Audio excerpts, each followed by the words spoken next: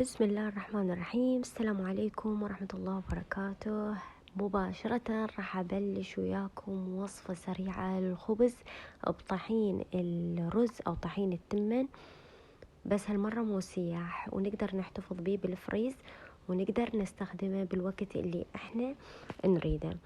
طبعا بالبداية هنا أنا غليت 4 أكواب من الماء مع قليل من زيت الزيتون أو أي زيت طبعا وملح. مجرد غلو ضفت نصف الكمية من الطحين، يعني كوبين طحين رز.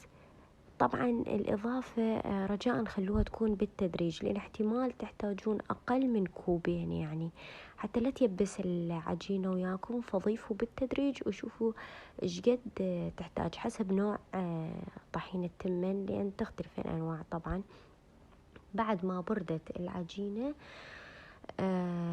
بديت أعجنها، كورتها بإيدي وعجنتها بإيدي وكورتها بهذا الشكل، وراح أتركها ترتاح يعني شي ربع ساعة نص ساعة. هنا النصيحة الأساسية هي التبسي أو الطاوة الخاصة بالخبز، أخليها تسخن، وبهالأثناء راح أقول لكم سر نجاح هذه الوصفة بهذا النايلون مالت السفرة. طبعا أنصحكم تستخدمون نايلون بدون نقشات، وإذا مثلي يجي بنقشات فاستخدموا الوجه اللي ما بي الطبعة، حتى لا يطبع على الخبز، طبعا على العجين.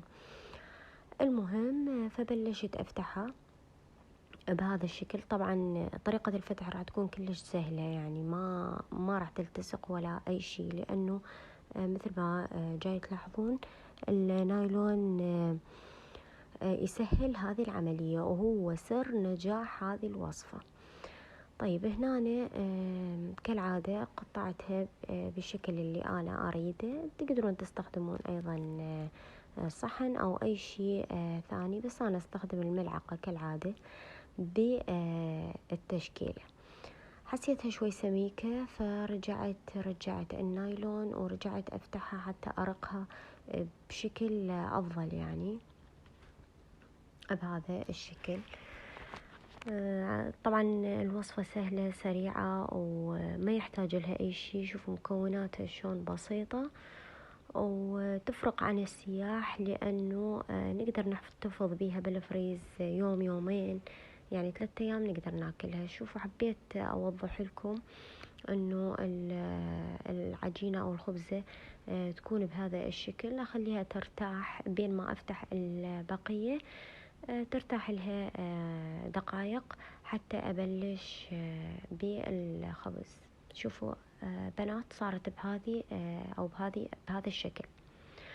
وهنا بعد ما سخنت أو سخن التبس اللي عندي، بلشت بأول خبزة، وطبعا بعد دقائق بلشت أقلبها على الوجه الثاني.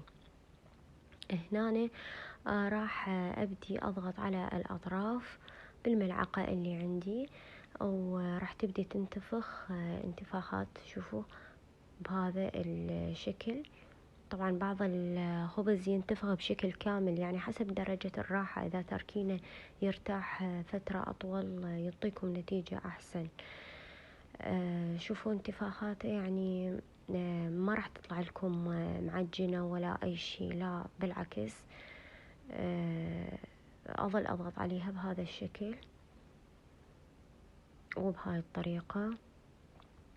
حبيت أوضح لكم إياها بتفاصيل. أنا ما أحب أطول بالفيديو، بس حتى تتوضح عندكم الصورة بهذا الشكل الواضح، لأنه أنا هذا الطريقة ما كانت تنجح عندي الصراحة.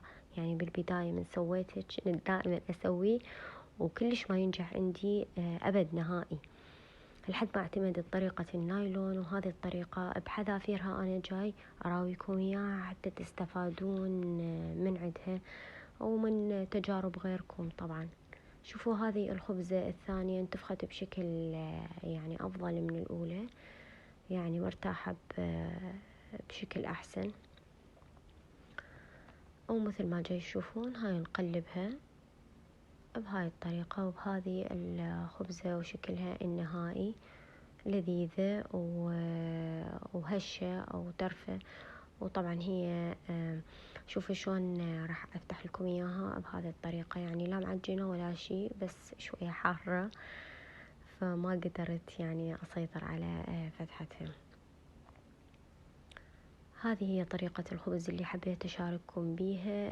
أتمنى يعني تجربوها، تحاولون مرة ومرتين إلى أن تنجحون بالنهاية. هذا يعني احنا لازم نعتمد على نفسنا بهذه الأكلات.